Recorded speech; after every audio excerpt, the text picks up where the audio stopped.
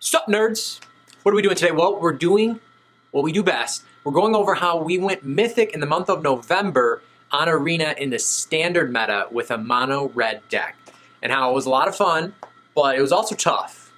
So this video is just going to go over what happened, how we did it, what the deck breakdown was, and yeah, let me know if you want to see anything more in these videos, but let's just get into it. So like I said, it was tough. Just want to talk briefly on the meta. Seems like mono black is very prevalent. Constantly seeing Shieldred, constantly having to fight against Invoke Despairs. Another smaller portion of the pie in the standard meta is the mono blue control, tempo, whatever you want to call it. They're pretty much a darn near guaranteed loss against the mono red deck that I'm playing with. I mean, I've learned to be a little smarter about how to play them. You know, I hold my mana and try to hoard my instance pretty much to take care of Haughty Djinn, or just wait and hope that they get greedy and put Haughty Djinn out on turn 3 instead of turn 4 when they can protect it.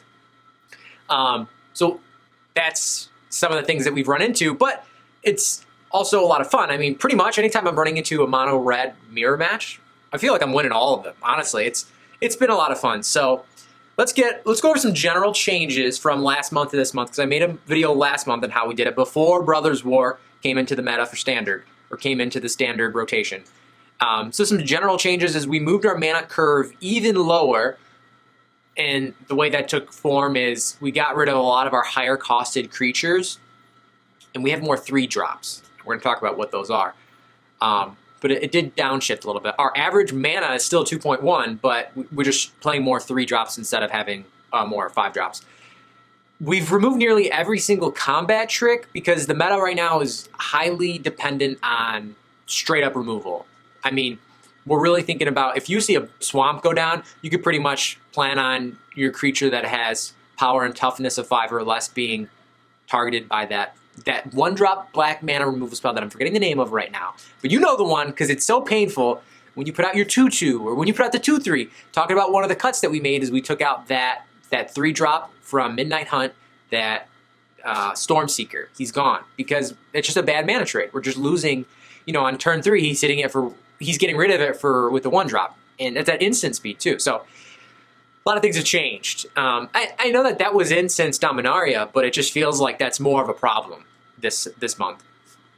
A lot of strong Brothers War cards in the mono red deck, and we are playing a lot of them just by name, going through them real quick. We'll go in detail in a moment, but Mechanized Warfare, I mean, this deck has now become like built around Mechanized Warfare. I love Mechanized Warfare, and I have to disagree with one of the bigger YouTubers, Covert Go Blue. He played it briefly, and, he really didn't draw it enough or play it enough to really feel the power that this does. It really supercharges the mono red deck, and it is absolute fun to have that out on the field. Monastery Swiftspear, that's our new 1-drop. Brotherhood's End, that's a great sweeper that's been included since the release of Brothers War. Scrapwork Mutt, Phyrexian Dragon Engine, Obliterating Bolt, Sardian Cliff Stomper.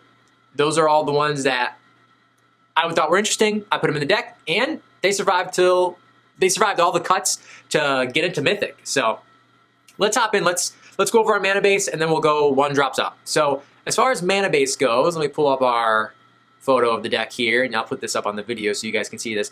We actually upped it. I believe last time we were doing 21 lands, but I felt like as I played more games, I felt like I was not hitting my mana on time, and I was feeling in a pinch. So we went up 1 land. We went up to 22 lands.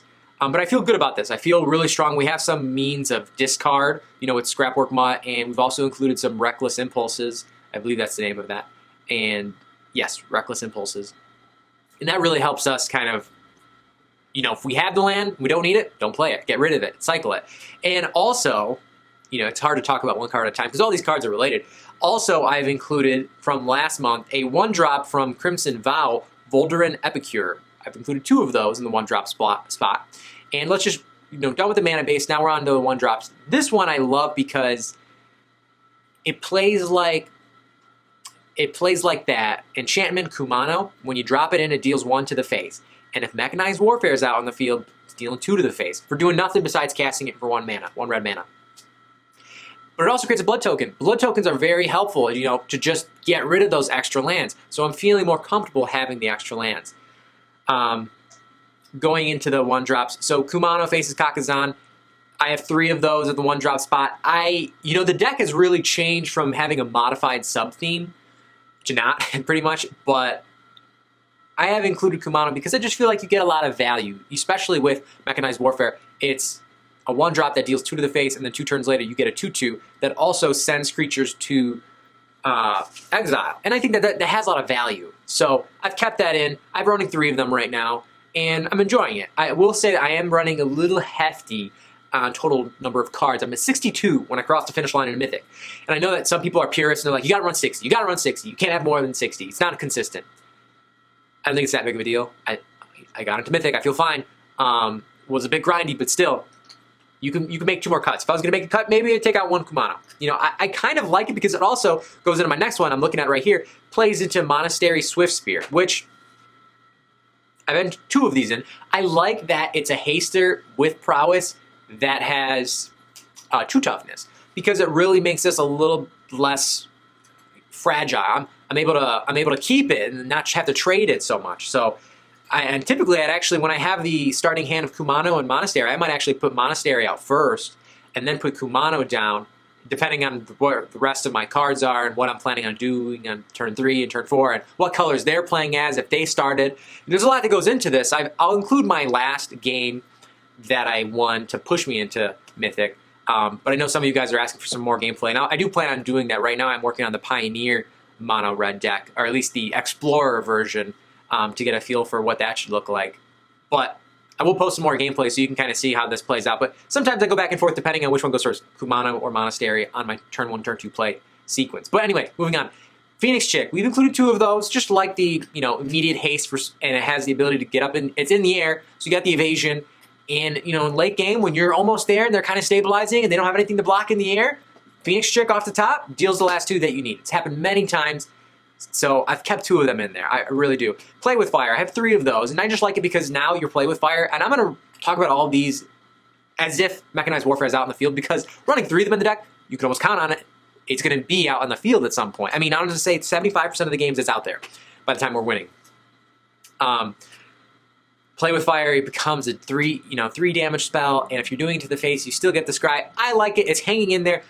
I did just realize I'm not going to hide behind the fact I am somewhat a new player. I just found out there is already a 1-drop in one of the Innistrad sets that deals 3. It's a sorcery though, so there's that little bit of trade-off. So I kind of like this Play with Fire because I still feel so peeved about mono blue decks, and if I have just one more instant to hold on to just hope that I can knock out that 1/1 that can reveal an instant off the top of their decks, I feel good about that. And I can't do that with the sorcery speed one. So, I'm justifying this, but those are the options. Know what you could sub this in for. Moving on, Sticky Fingers, the enchantment that gives it menace, and every time it does damage to the player, you get the treasure token. I have fallen back on this a lot because people are recognizing the value of this card, and they're either, 1, not letting it resolve, and they're destroying the creature straight up because removal is so prevalent. So they see it come out. And, we could be, turn 5, 6, 7. They're still going to no, you're not going to put it on your creature. You're not going to get the extra treasure tokens. You're not going to get the card draw when it dies. And it's just for taking up a card spot, I've moved it down 1. I went from 3 to 2. But I've kept 2. So, I mean, there are still situations where it gives the creature menace, and that's a surprise to the opponent. They weren't expecting that. They held up the right number of blockers, and it's just enough. Or maybe, maybe they did have a little bit of extra margin. They held 1 extra blocker, and it's I had a removal spell, and I combine it with this. I'm just able to get through. So it's those minuscule plays that, are playing on the margins of the games that you'll be in that'll end up winning. So take it or leave it. I did cut 1. I may cut more. We'll see what happens next month. We'll see what happens when the new set comes in a couple months. But yeah, we've already talked about Volder and Epicure. And now we're in the X, it throws the X mana cards here. And I will say I did take out Lunar Frenzy. Just reminded of that because that was another X mana card. And I did drop down from 2 Shivan Devastators to 1. And I'm not sure if last month I ended with 1 or 2. But at some point I had 2 and I took 1 out because too often is a scenario, well, let's just put it like this. If we're winning, it's probably happening in one of the early turns. Typically, our fastest wins are feeling like they're happening on turn 4, sometimes turn 5, turn 6. And if you're thinking about it, you're really wanting Shivan Devastator to be coming out on those turns. And that's a narrow window for it. You're not really happy when it's in your hand on the starting hand. I mean, your best case scenario is you put it out there as a 1/1, and you're hoping that it's such a small deal to your opponent that they're not really going to want to spend a whole removal spell on that. It's just dealing nothing, and then hopefully when the Mechanized Warfare comes out, it's actually being able to do a little bit more. But I found that to be too expensive. I mean, 2 mana for a 1/1 flyer in the air with haste. I mean, I got Phoenix Chick for that, right? So I've dropped it back. I kept 1 because I do see the late game potential to, the game is stalled out, they've stabilized, I just need a little bit more. Boom. Shivan Devastator out on the field. So I've kept 1. I'm happy about that. Moving on to our 2 drops. Scrapwork Mutt. We have 3 of them. And I really did win all in on this. And I'll say this first about it. I am hesitant because it is colorless. And that's not a synergy, whatever you want to call it. It's an anti-synergy with Chandra, Dress to Kill. Because Chandra is Dress to Kill when you're using the card advantage loyalty ability, you lose that. You lose your lands, but you lose the colorless. So that is an anti-synergy, but it plays so well to get rid of the extra lands. So that's why I'm biasing my mana base to be a little bit more heavier in mountains, because I have these ways to get rid of them. I mean, if I have an extra mountain in my hand on turn 2 that I know that I'm not going to really need, if I have another mountain already for my 3-drop in my hand, I'll put this out, get rid of the mountain, and I'll see what else I come in hand. And then maybe the better play opens up. So I've included 3 of them, and I'm really happy with that. And it's like a small creature that's going to be annoying. And because of Mechanized Warfare's language, it's any artifact or red source you control. So this does get the buff from Mechanized Warfare. So it's maintained enough synergy that I've included it in this deck. And also the Unearthed. I mean, this card plays for 2. I mean, this card almost feels like, a 3-for-1. It's a creature. It whatever you call it, loots your card, draw, or discard, draw, and then you could do that again, and for the cost of 1 card. So a lot of value in that card. I felt really good about it. All right, next one, Bloodthirsty Adversary. So this is new to us, but this is an Innistrad Mythic. So really, why wasn't this in the deck last month? Well, because I didn't have the wild cards, and I'm not putting money in this game. But I ended up getting it through the packs that I opened up, yada, yada, yada. And it's actually really enjoyable because it has playability in the late game too. I mean, with 5 mana, and honestly, we finish a lot of our games with 5 mana, and that's the play. Bloodthirsty Adversary comes out 2/2 haste, but you pay the extra 3. It's a 3/3, and you get to copy one of the spells in your graveyard. Lightning Strike. Boom, that's 6. Right off just this 1 card. Or, it could just be destroy the creature with the removal spell from our graveyard. And the thing is, it's mana value 3 or less. We haven't gotten to it yet, but Brotherhood's End. I mean, really, this can help you, stabilize. Because sometimes you're a little slow. I mean, you got to be a little bit more aggressive with your mulligans if you're thinking you're going to be slow. But at a certain point, you kind of have to take what you get. And you might need that reset, and this offers that. So I just love the versatility. And if you play it on turn 2, you play it on turn 2. It's a 2/2 for 2, which is not a bad deal. Mechanized Warfare is out, you're dealing 3 every time. So again, we like the value, and it presents value in the late game and in the early game. Lightning Strike, we have 2 of those just for the ability to do it in the face, do it at a creature, do it at Planeswalker. We like the variability, that's why we have Lightning Strikes. Obliterating Bolt, we have 2 of them. Because a little bit more value. I mean, we have the higher toughness creatures, which are problematic. I mean, this takes care of Sheoldred, which is 5 toughness creature. But with Mechanized Warfare out, this makes, it's card for card at that point for Sheoldred. So that's really good because it's really hard to deal with Sheoldred when she's out there. I mean, that's honestly, when someone plays Sheoldred and I don't have an answer, I'm pretty much thinking, all right, that's probably going to be a wrap. So Obliterating Bolt has come into the deck mostly as our Sheoldred response. If they are playing black and I have Obliterating Bolt in my hand, I am holding it until I see that dreaded Sheoldred. Unfortunately, sometimes I do have to pair this with the 1-drop or another removal spell, but still, that's why we have a lot of removal, because that's where the meta's at right now. Next is Reckless Impulse. So 2-drop, and you can exile the top 2, play them until the next turn, which I like. This card is good. You have until the next turn to play these cards. So, depending on where you're at, I've found that you don't want to really play this on turn 2 because you'll feel really pinched. I mean, if it's a land and then anything other than a 1-drop, well then, I guess, that wasn't a good situation, but I'm saying if you get your 5-drop, when I get Burn Down the House, or if I get Chandra, and even Chandra, 3-drop, if I'm not ready for Chandra, if they have attackers and I have no one on the field, I don't want to put Chandra on the field because she's just gonna die. I mean, I could put it out there and spare my life. I mean, depending on the cards in your hand, you know, certain situations may warrant it, but really it's not a situation you want to be in. So, you know, if you have to, you can play it on turn 2. I really use this to help me find lands if I'm not hitting them. And I really, you know, the really important thing is to hit the 3rd land drop. And, you know, running 2, you're often keeping opening hands of 2 lands, and sometimes you don't draw into them on a 3rd land by your 3rd turn. So Reckless Impulse is nice to see as potentially that pseudo land, but also it just opens you up in the late game. When you draw this, you're like, great, now I have 2 other options potentially to get me out of whatever situation I'm in. You know, what do I need at that time? So just seeing more cards, and I just love the 2-to-1 ratio on that. Next, Sardian Cliff Stomper. And right after I talk about this, I'm going to jump to one of our 4 drops because I really have liked how those 2 have paired. But let's talk about Sardian Cliff Stomper. So our deck, our mana base, you've seen it, 21 mountains. This card is pretty much a mountain lover. I will say I started a little heavier. I think I had 3, but I've dropped down on 2 because sometimes you don't hit a 4th land drop quite quickly. I mean, like I was just talking about, 3 is really what you want to hit, but sometimes you're not really caring about 4, but this card cares about 4. And I somewhat don't like it because it does just feel like a blocker out there, and sometimes blocking against nothing. But when it hits dirty, and they don't like it. They're trying to get rid of it, and they're scared of it too. That's the other thing. People are scared of this card. People remove this card sooner than I'm expecting them to. And it's so fun to see that. But let's look at the text really quick. So Sardian Cliff Stomper gets +X +0, where X is the number of mountains you control. So it gets +X. So think about this. Think about a situation where, you know, my turn 3, I drop down Sardian Cliff Stomper. My turn 4, I put down, let's jump to our 4 drops that was here last month, that I've kept it in. That might be a weird inclusion. I definitely don't see anyone else playing this card, but I really love this card. Creepy Puppeteer comes out, turn 4, Haster for 4/3, and it has the ability that if I attack with just one other creature, we can give it the base stat of 4 and 3.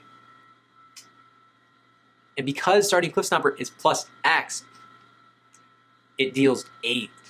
It's an 8/3. So I've had that hit many times. Sometimes you just, you know, you're attacking into something that, you know, that's fine too. But, you know, clear out their board, you know, trade with something big. I mean, their Shieldred, they're going to die or they're going to have to lose their Shieldred. That's been a situation I've seen it in. But just a lot of fun in that regard. I do like the flavor. I know it's probably not the most skillful, tactful, you know, highest percent win card, but it's just a lot of fun when you hit that land and you hit that other land and then you hit a 6th land. This is threatening a 6/4 on my attack step if they don't deal with it. So that is fun to include in the deck sometimes. And it's also just 2-drop. It's a 2-drop 6/4 potentially, you know, in the late game. So the late game application is really attractive in that regard. Moving on to 3 drops. So just like at the top of the 2 drops, we were talking about colorless creatures kind of being eesh because of the anti-synergy with Chandra. But our exception is for our Phyrexian Dragon Engine. And let me tell you why. The why is in the text. When this card enters the battlefield when it was unearthed, or coming from the graveyard, you can dump your hand and draw 3 more cards. This is amazing for the card advantage. I mean, the number of times, you know, I mean, the problems with this deck before was that typically I'd find I'd run out of gas, and it's either that I am winning the first couple turns or I'm losing. But I found some other cards that can give this deck a second wind in the mid to late game. That gives me a fighting chance to still pull ahead and win the game. This is one of them. I mean, you know, turn 5, this is in the graveyard already because either I pitched it with my mutts, my scrapwork mutts, or they destroyed it because they didn't want a double striker hitting them for 4. Or maybe if I got it off of Kumano, it's hitting for 6. This comes in, it's smacking them for 4. And I get 3 new cards. I mean, absolutely love this card. I'm thinking about running 2. I'm fine with 1 right now. You know, it's just like a fun little surprise when it shows up. Like, oh, it's lovely. Lovely to see that card in the hand. Moving on, Brotherhood's End. I'm running 2 of these. It's a 3-drop. And you have 2 options. And this sometimes is absolutely devastating. And I want to jump right back real quick to the Sardian Cliff Stomper. The Sardian Cliff Stomper has 4 toughness. So when you throw this out there, pretty much everything dies except your Cliff Stompers. So if your Cliff Stomper's out there, I mean, most often this deals... I have a lot to say about this card. I love it so much. So some of the asymmetrical situations you can find yourself in that I found myself in is when you have... I'm going to start with Mechanized Warfare because I just love this situation. I have Mechanized Warfare out. I play, and I started Cliff Stomper out, and I play the Brotherhood's End. Pretty much I can guarantee 4 toughness, or what, or not, are gone. And usually the way I'll play this is, if I know I'm going to attack with this, I'm attacking with everything. And my opponents are often so often confused. They're like, oh, what combat trick is this? Because, like, yeah, it doesn't make sense that I'm attacking into their bigger creature that's just going to eat my guy, right? What's the big deal? Well, I'll do the damage on their toughness, and then I'll hit them with the Brotherhood's End, and usually that can clear out all the creatures. But the thing about Mechanized Warfare is when it adds the extra damage when it's done to the opponents. So it deals 3 to my creatures, 4 to their creatures. My Cliff Stomper's still there for my next turn coming in to attack them. Oh, man. They're pretty much panic dropping a creature just to serve as a chump blocker, because what are they going to have in hand at that point? I mean, it's pretty much a win at that point. I've had the number of times people concede right off I ripped that. And let me talk about the second ability. When people are playing these artifact decks, when people are playing these aggressive artifact decks, it is mean. It is mean to hit the second ability. Destroy all artifacts of 3 or less mana value. Again, conceding right after this card resolves. So I've included 2 of those. It's been a lot of fun. Chandra, Dressed to Kill. So we bumped it. I think last time we landed 1. And again, I just had more wild cards, so I got more. And now I'm at 3. And I think 3 is fantastic because, 1, the card advantage. I mean, I've started to play that second ability a whole lot more because I'm recognizing, I can't be running out of gas. Because when I'm running out of gas, that's when I'm losing. It doesn't do me any good to bring me down to 2 life, and then I lose the game. So, Chandra, Dressed to Kill, card advantage, but also Mechanized Warfare. When Mechanized Warfare is out, boom, +1, deals 1 to the face, but it's actually 2 to the face. And I get my red mana. So Chandra just makes so much sense for this deck. Moving on, Mechanized Warfare. I've already talked enough about this card. I'm not going to spend a whole lot of time on this card. I have 3 of them. Okay, really, no one really has enchantment removal. I hardly see it. I mean, Destroy Evil seems to be coming up a little bit more. I see that in the white decks. Invoke Despair, but you're really not doing that to just get rid of that. You're really hoping that. I mean, Invoke Despair, if that's happening, it's pretty much happening regardless. It's because it's a 5-drop, but it requires 4 black mana. So it's only in the mono black decks pretty much, and it's not something that you can really afford to just specifically do to address that. You're just really happy if you're able to capture Mechanized Warfare in the aftermath. But Destroy Evil has been a real problem, and there's that one in some of the werewolf decks, some of the green aggressive decks that 2-drop that you can destroy an enchantment with. Occasionally that comes up. Hardly a blip on the radar. Really, this comes out, it stays out. Nothing really stops this card. It is quite phenomenal. Moving on to my 4-drops, I talked about it before. Creepy Puppeteer. I just love this card. First of all, it's creepy and it's cool, and I like it. And being a 4/3, it's mean and meaty, and then it can make something else a 4/3. And having so many small creatures, that's great. I mean, I can't wait to talk about Bird Down the House with Mechanized Warfare. But let's just think about all the 1/1s that this deck has. And then you combine it with Creepy Puppeteer. Maybe if I have other 1/1s, I'll hold them back as blockers, and I'll just send that in. And they're you're going to have to probably trade. Especially with Mechanized Warfare out, you're pretty much needing to have a 6-drop creature, or a 6 toughness creature, excuse me. Yeah, sometimes when I'm playing against these green decks, whenever I see, it's rare, but whenever I see Defiler of Instinct, the green Defiler from Dominaria, that's real tough. That's real tough for our deck to handle, and honestly, we don't really win that very often. But not often is that the case where I'm dealing with creatures that have more than 5 toughness, so very good. Thundering Raiju. This card is close to getting cut, I will say that, because it seems to be, the meta doesn't really want you to attack like this card wants you to attack, where it kind of comes out and you're attacking and giving another creature a counter, and then you're dealing the 1 from the ability because of other modifieds.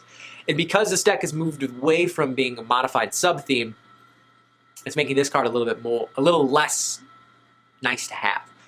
It's pretty much a card that's helping us win more when we're already winning. I don't really feel like it helps us when we're in a rut. I need to attack in order to get the counter, so that kind of plays against it. Otherwise, it just sits there as a 3/3 that costs me 4.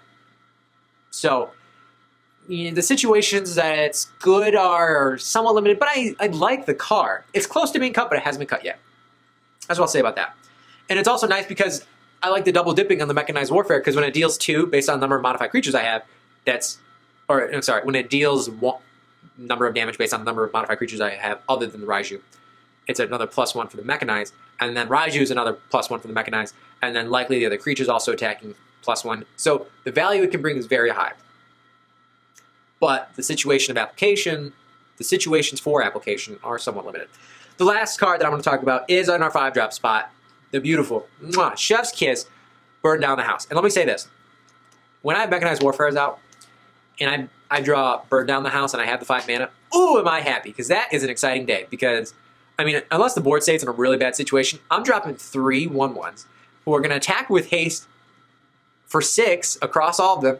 And if they want to block any of them, they're still going to take it, or I'll take a creature, because the Devil's going to deal 1 too. So they need to respond to these guys right away, and typically your removal spells are going to destroy. They're not going to exile right off the whip. So then you're going to have trouble when this dies, you're still getting hit. So it's almost a guaranteed 6 damage, and at that point in the game, if they are not just 6 damage away from losing, you know, I may not have won that game anyway. But that's the deck. So 62 cards in total. You'll have the picture. If I'm not lazy, I'll put it in the description, the exact breakdown. Try it out. Let me know how it goes. I'm going to include the video. I'll do a separate video. This is already going on a half an hour of me rambling, so I'll do a separate video of how I've played it a couple times.